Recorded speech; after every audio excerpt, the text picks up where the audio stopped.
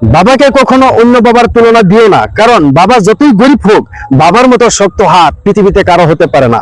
কারণ বাবা এমন একটি বস্তু, যেই বাবার কারণে আমি পৃথিবী দেখতে পেরেছি, যেই বাবার কারণে আমি মাকে দেখতে পেরেছি, যেই বাবার কারণে আমি পৃথিবীর আলোকে দেখতে পেরেছি, যেই বাবার কারণে নাকি পৃথিবীর আনন্দ উল্লাস করতে পেরেছি, যেই বাবার কারণে আমি বন্ধু বান্ধব ভাই বোন পেয়েছি, যেই বাবার কারণে আমি আল্লাহকে ডাকতে পেরেছি, যেই বাবার কারণে আমি নবীকে আমি নবী বলে আমার আনন্দ মহাব্বতের বন্ধু বলে স্বীকৃতি দিতে পেরেছি।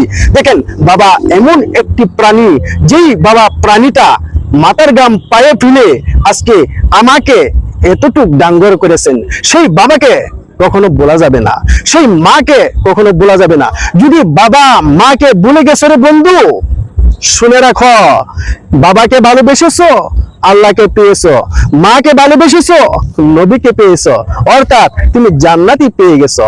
বন্ধুরা দেখো, একবার পৃথিবীতে এসেছো, যদি তোমার সঠিক কর্ম সঠিক জায়গা যদি করতে পেরেছো, তাহলে বন্ধু তোমার কপাল। কারণ মানুষ কখনো এই দুনিয়াতে চিরস্থায়ী নয়, ক্ষণস্থায়ী। চিরস্থায়ী তো ওই জায়গায় হবে যেই জায়গায় নাকি জান্নাত জাহান্নাম তোমার আমার নসিবে হবে।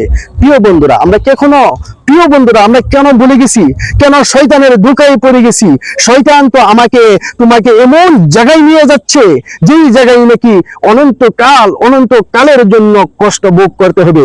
যদি ভালো কাজ করেছো তাহলে ভালো ফল পাবে, যদি খারাপ কাজ করেছো তাহলে খারাপ ফল পাবে। প্রিয় বন্ধুরা, যখন মার গর্ভ থেকে জন্ম নিয়েছো, তাহলে তুমি একদিন মৃত্যু হতে হবে।